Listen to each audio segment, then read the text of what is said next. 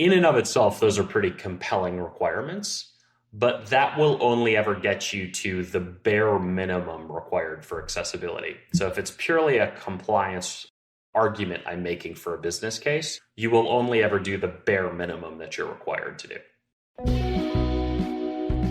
ESG has exploded into compliance and business consciousness in 2021. Join Tom Fox, the voice of compliance, on the ESG Report and learn about sustainability risks, opportunities, and issues that business leaders and compliance professionals need to know about regarding ESG. Hello, everyone. This is Tom Fox back for another episode. Today, I have with me Tim Springer. Tim is in compliance, but not in the kind of compliance that you and I typically visit about. It's digital accessibility. It's a fascinating area that he is going to explore with us and hopefully share some of his insights that we may be able to take into the broader compliance world. So, Tim, for that incredibly long-winded introduction, first of all, welcome and thank you so much for taking the time to visit with me. For sure. Happy to be here. Thanks for having me. So, Tim, could you tell us your professional background? So I have a long and storied professional background. I'm a computer science background. So I started building websites when I was about 16 years old. This would have been back in the early days of the internet. Did that for a while. Went to school at Stanford, got a degree in computer science, stopped out of school, started this company, which is a digital accessibility company called Level Access. Have been building that company for the last 23 years or so, and a bunch of different stops along the way, but got into this area of digital accessibility as it had an intersection between the web development side of what I did, the technology side of what I did and what I was interested in, and the social impact side of what we were interested in as well, and got into it in sort of this roundabout kind of fashion, which we can talk about a little bit later on if it's interesting. Didn't come here because I was like, oh, I should really be in accessibility, just sort of found my way into the industry and have found it to be quite an interesting spot. What's your current role, Tim? So I'm the CEO of Level Access. And so as the CEO, do all sorts of technology company CEO stuff, including managing the business as a whole, but also providing sort of foresight into where we think the industry is going to go. And in particular, my background is I'm a domain expert on the technology side and the digital accessibility side. So it can give you a good kind of combination of what it means from a business perspective to implement these accessibility requirements for people with disabilities, as well as what it practically means when you get into the actual coding level as well. So, Tim, my mother was a special education teacher starting in the 60s. That's awesome. So I've been around kids that had learning disabilities, but they also had access disabilities. So it could be movement, it could be using their hands, it could be blindness, it could be deafness, or it could be developmental capabilities. And so I was really intrigued to see the work you and your team have done. But I wanted to start with, I guess it's what led to the founding of it, but I always like to ask either what need did you see, or perhaps what market opportunity did you see which led you down this path? Sure. So what led to the founding of Level Access was this sort of roundabout story. But essentially what it was is we had a group of people that were really interested in starting a company in the technology space. And this was around 1999. We had some fits and starts and did some various different things. But at one point, one of the guys that was on the founding team was a guy that's in a wheelchair. And he was trying to get into certain museums in Europe. And his comment at the time was like, oh, it was really difficult for me to figure out what museums I could go into. It would be great if I could get some information on that. It would be great if I could get a website that I could go to. And that problem is a problem called accessible travel, where people with disabilities are trying to figure out what places are accessible to them. But all we heard was website. And we said, oh, there should be a website for that. There should be a website you could go to, kind of like a Yelp for people with disabilities that tells you what's accessible. So we built that website. And from the time we came up with that idea to the time we launched it, what was an unfunded space or a space that had no competitors became this big, complicated space with a lot of competitors. We basically took a step back and we were like, time out, like that's probably not the best business idea. And instead of pursuing this, we should try something else, which you would now call a pivot. And essentially what we said to ourselves is, what is the thing that we've learned out of this?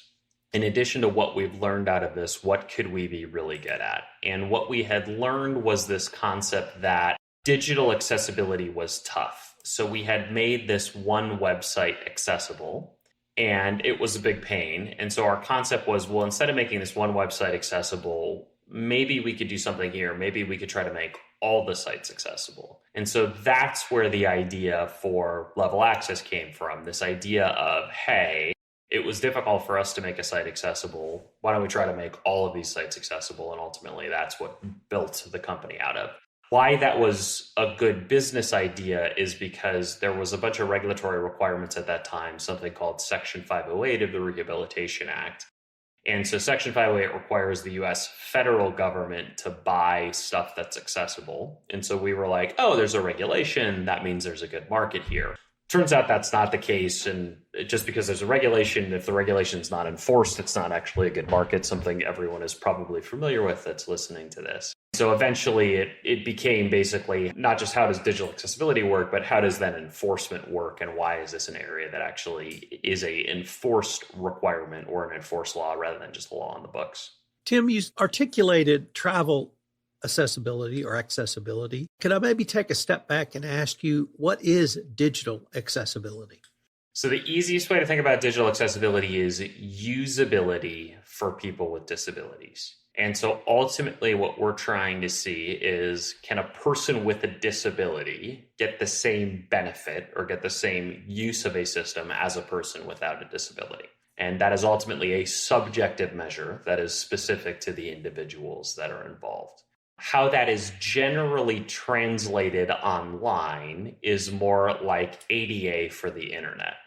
And so how people think about that is a pretty good analogy for how to think about that as a physical building. So when you build a building, you reserve a certain number of parking spots for people with disabilities. You put ramps of a certain angle into it. You do a bunch of stuff when you build the building so that it can be used or it's accessible to people with disabilities. And if you do that, people with disabilities can use the building and have command of the conveniences of the building. And if you don't do that, they can't use the building. And there's also generally some legal liability associated with that. You will also often see enforcement if you have a building that you built that isn't accessible. That concept applies to digital assets. When you build a digital asset, there are rules that you can follow to ensure that it's usable to people with disabilities. And if you follow those rules, it will be usable to people with disabilities. If you don't follow those rules, it will not be usable to people with disabilities, and you will often face legal liability associated with that. You'll see lawsuits against the site, as an example.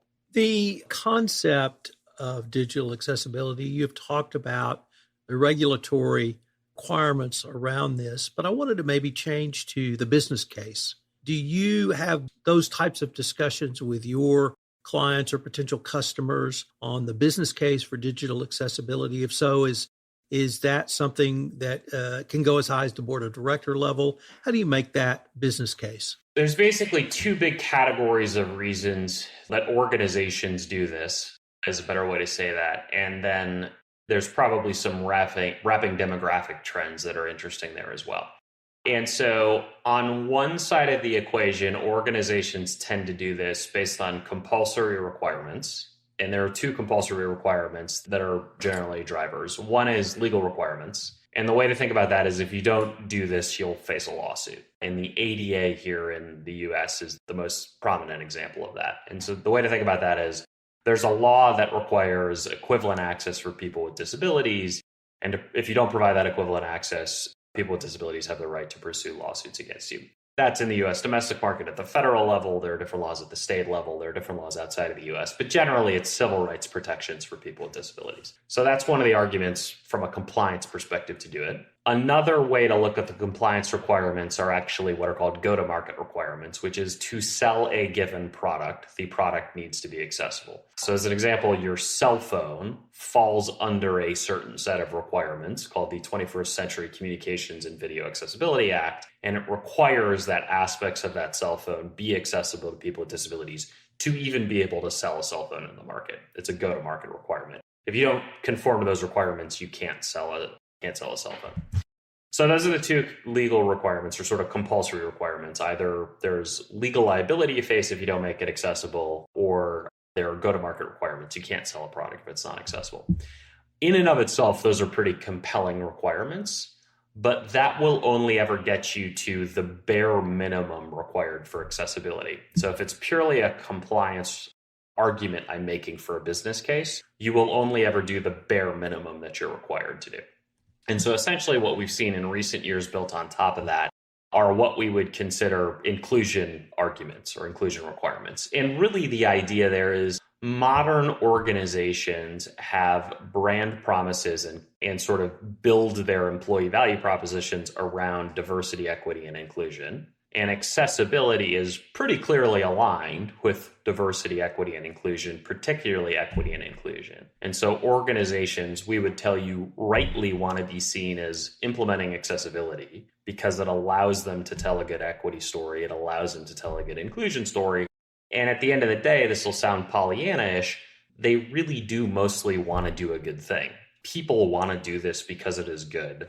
We are not twisting ourselves in knots to tell you why access for people with disabilities is good. It is a fundamentally good thing to do, and people really are drawn to that. And so the way to think about that is the laws will give people the cover to do what they're inclined to do anyways. It'll help them justify the budget allocation, the time allocation to implement this, and to allow them to do something that they would want to do in and of themselves. But sometimes it's difficult to do from a business case perspective. Tim, who do you have these discussions with within a corporation, or perhaps who should champion digital accessibility within the corporate framework? Depends on the organization, and ultimately it depends on the industry. But the answer to your question is we typically find that the most success comes from accessibility being taken over by current functions that are already present in the organization rather than creating totally new functions. And typically the groups that work together on accessibility, it's not a single group, are legal compliance and GRC groups. So the people that manage regulatory conformance or legal conformance, that's one big set of stakeholders. And the second big set of stakeholders are the people that own the digital assets. And that tends to be product groups if you have a product group in a digital technology organization, or a marketing group if you're looking at a public-facing website. And essentially, the combination of people that are coming together for accessibility are people that know the laws and understand how the laws work, and people that know the technology and own the business outcomes. And the combination of those two are the people that really have to drive at accessibility. An easy way to think about that tends to work pretty well is it looks a lot like information security. So if you think about information security, you have people that understand technical systems, you have people that understand the domain space, information security, and then you have people that understand the legal ramifications or the compliance ramifications of not conforming to it. And so a team that looks like information security tends to be a team that looks like accessibility as well. Where do you see digital accessibility falling into ESG, if that's something you see at all? Yeah, so you think about ESG, a subset of ESG is diversity, equity, and inclusion. And you can kind of argue if they're independent things or dependent things, whatever, but that's an easy way to think about it. In diversity is, do you actually have a diverse population? It's a factual question. Equity is, are you providing equivalent access for everyone in your organization? And then inclusion is, does everybody have a feeling? So diversity is about facts, equity is about parity of outcomes, and then inclusion is about feelings at the end of the day. In addition, what we've seen is organizations have now started to add accessibility to that. So there's actually a big memo, executive order memo that came out from the Biden administration on diversity, equity, inclusion, and accessibility in the federal government. And so we expect accessibility will logically be added to diversity, equity, and inclusion, and it makes a lot of sense. To answer your question slightly more concisely, under ESG, there is this diversity, equity, and inclusion aspect of that, and particularly equity, which is about parity of access to opportunities, and inclusion, which is the feeling of being included, are really closely related to accessibility. And so in digital accessibility, if we do our jobs well, we will have provided equity in digital experience, which means the same outcomes are accessible to everyone. And we will provide an inclusive experience, which is an experience that people actually feel good about, that they feel has been built for them. And the result of that will probably be a more diverse population of users that we have, but really our primary objectives are going to be equity and inclusion. So that's how we see it all tying together. Have you had requests or even inquiries to help companies document the accessibility they build into this greater DEI schematic program? 100% we have, and it is part of the evolution of our market or the maturation of our market away from purely a compliance focus into a more mixed focus that includes compliance, but also includes diversity, equity, and inclusion. Said slightly differently, the leading organizations we see in the space, the folks that have been doing this for a long time, are almost all at the stage of their maturity where they're like, look, we know we have to do this from a compliance perspective, but it is way more interesting for us to do this from a societal perspective. And the longevity of the programs is strongly correlated with how much this is tied into the diversity, equity, inclusion, because it's just a much stickier program. It aligns much better with what the organization is trying to do if there are really more fundamental reasons that they see themselves implementing it versus, hey, we just got to do this because it's a law and yet another GRC requirement. So as we see organizations mature in this, a marker of maturity is that it's tied much more tightly into their DE&I initiatives. It tends not to be something that rolls into them because DE&I initiatives tend to be cross-functional, and so they're not actually org charted a lot of times, but it does tend to be something that comes up to the level of the chief diversity officer as an example, and they'll have eyes on it and think about this program. The dichotomy you utilized when talking about a strictly legal compliance, moving to a broader way to look at this, whether a societal or business case approach, do you see customers actually using tools that Level Access provides as a proactive business marketing tool, having that accessibility, using that not simply to create a product that's accessible, but even a broader, we are accessible and we believe it to this extent, that type of discussion? 100% you do. And that would align with both what we see from more mature customers as well as what we would tell you is just a good, effective way to run a program. And so the attitude there is something like this. Hey, look, I got to do it because it's the law. But if I'm going to have to do it, I might as well do it in a way that's good for my users, that actually benefits people. And if it actually benefits people, I might as well get credit for it. Like, I am doing something that's good. I might as well tell that story. And that can sound cynical, but it turns out it's very, very healthy. And it's a really robust way for the programs to function. So we actually encourage customers to be like, look, you're doing something that is fundamentally good here. And a large portion of the reason you're doing it is because it is fundamentally good and aligns with the kind of organization that you want to be. You should get some credit for it. Like, you should tell that story in the public. And so we see that more and more. What's interesting is the reason organizations do that is less about their market facing. This is my personal experience. I don't have data on this, but it's less about the market facing story they're trying to tell. It's a lot more about the employee facing story that they're trying to tell. And so a lot of it has to do with showing that the organization is living up to the ideals that they espouse and having employees engage with that because it shows that the organization is true to themselves. And so it has a lot more to do in terms of employee retention and fighting attrition than it does purely in terms of market expansion. Obviously, it is a good thing from a branding perspective as well. But we see that the actual stronger emotional connection and the stronger business case actually has to do with living up to your ideals to your employees. Even the Business Roundtable in their statement on the purpose of a corporation identified at least 5 stakeholder groups in every corporation: employees, customers, third parties, locales, and of course, shareholders.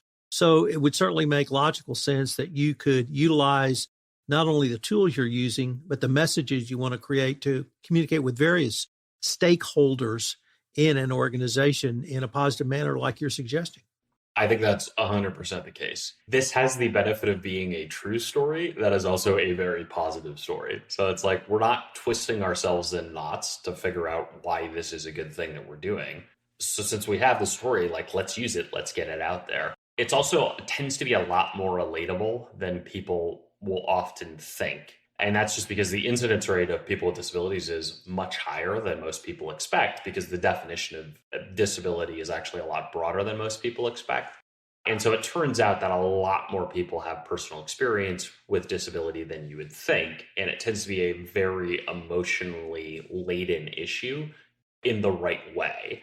And so, to the extent that you truly can show you've invested in this, it's important to you, it tends to be resonant with a lot more people than you think across all of the stakeholder groups. Tim, I originally wanted to ask you where you saw digital accessibility down the road in 2025 and beyond from the regulatory perspective, but I think I'd like to broaden that now to a broader corporate perspective, because it seems like to me, with the clients you work with, the maturation of your client base, and the message that you and your team are putting out there, that digital accessibility is even really moving beyond simply a regulatory response to a much broader response.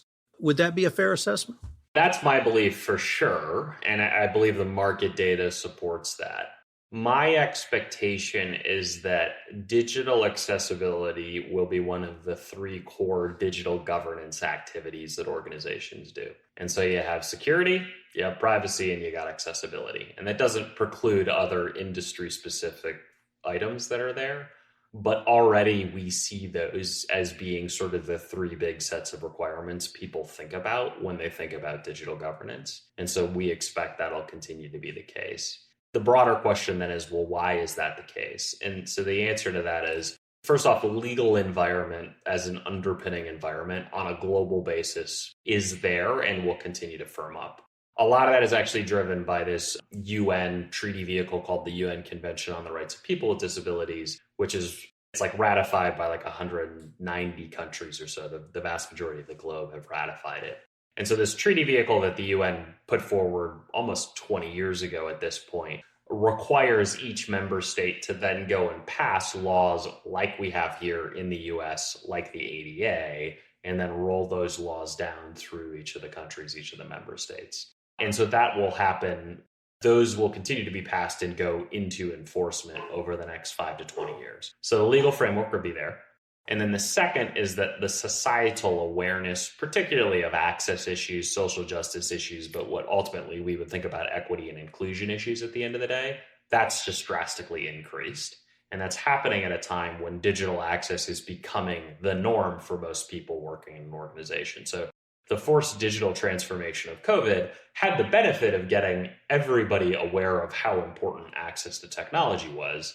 And so the case that you have to make for digital accessibility is a lot easier. No one is really coming back these days if you say, look, you got to have access to technology to live your full life. People just kind of agree that that's the case now. It's not shocking to most folks. So that's the second area, is that societal awareness is there. Then the third area that I think drives it on a long term and why we think it's ultimately a mainstream thing is just demographics. So at a big picture demographic perspective, the mega trends that are happening here is what's called the silver tsunami or the graying of the globe. But basically, people are having fewer children and people are living longer. And if you combine those two trends together, it means the population on average is getting older. And the reason you care about that for accessibility is there is a perfect correlation rate between age and the incidence rate of disabilities. And so on average, an older population has more disabilities. And so if you think about all these big trends coming together, the legal frameworks being formalized and continuing to roll, society being aware of this and thinking about equity and inclusion in different ways in a digital environment more than ever before, and then finally just big picture demographics, our take is like, look, this is going to be a core part of any discussion that you have for the next 30 years, and it'll be integrated into the fabric of all the technology that is created, over that period of time as well. Unfortunately, we are near the end of our time for this episode, but I was wondering if our listeners wanted any more information on yourself, Level Access, or really any of the topics that we've discussed in this podcast. What would be the best place for them to go? Sure. Levelaccess.com is the website. That's probably the best place to start. Under that, we've got a resources area, and that'll give you a lot of the blog posts and content. You can kind of search for stuff. You're always welcome to reach out to me directly. My email is tim.springer@levelaccess. Pretty simple. You're welcome to email me and just reference a podcast, and I'm more than happy to follow up. Well, and I'm just going to throw in that Tim did not even begin to describe the resources that are available on the Level Access side. I was able to take a pretty deep dive into it to prepare for this podcast. And if you are a compliance officer who's never looked at accessibility, digital accessibility, and you need a place to start, I cannot think of a better place to start than the resources tab on your website. It is a fabulous set of resources. And I wanted to thank you and acknowledge you guys for putting that out there for the greater community. So, Tim, we are at the end of our time for this episode, but I greatly enjoyed this, and I hope we can continue this conversation. Love it. Thank you, my friend. Talk to you soon.